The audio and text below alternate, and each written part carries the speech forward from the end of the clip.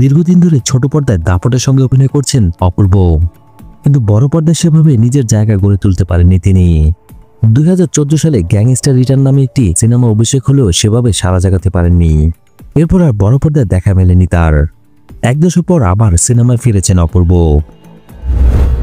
গত 20 ডিসেম্বর ভারতের পশ্চিমবঙ্গে মুক্তি পেয়েছে টলিউডে তার অভিষেক সিনেমা চালচিত্র। এর আগে লুক পোস্টার প্রকাশ পেলে অপূর্বকে দেখে চমকে ওঠেন ভক্তরা, যেখানে বড় ছেলেকে তুলে ধরা হয়েছে সম্পূর্ণ অন্যরকম ভাবে।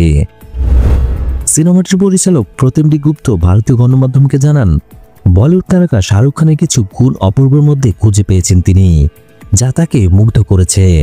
পরিচালক আরও বলেন, তার নাটক আমি দেখেছি, আমি তাকে অতি নাটকীয়ভাবে ব্যবহার করতে চেয়েছি।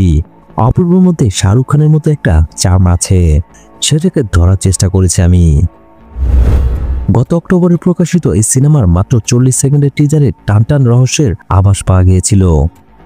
এতে অপূর্ব ছাড়াও অভিনয় করেছেন টোটো রায়চৌধুরী, রাইমা সেন, ব্রাত্য বাসু, অনির্বাণ চক্রবর্তী সহ আরো অনেকেই। অপূর্বর টলিউড অভিষেক যেন দর্শক গ্রহণ করে। আমরা তাকে আরো সিনেমায় দেখতে চাই, তার অভিনয় দিয়ে যেন আমাদের আরো মুগ্ধ করে। শুভকামনা রইল অপূর্বর জন্য। ভিডিও ভালো লাগলে অবশ্যই লাইক দিয়ে যাবেন। পরবর্তী ভিডিওগুলোর জন্য অবশ্যই চ্যানেলটি সাবস্ক্রাইব করে রাখবেন।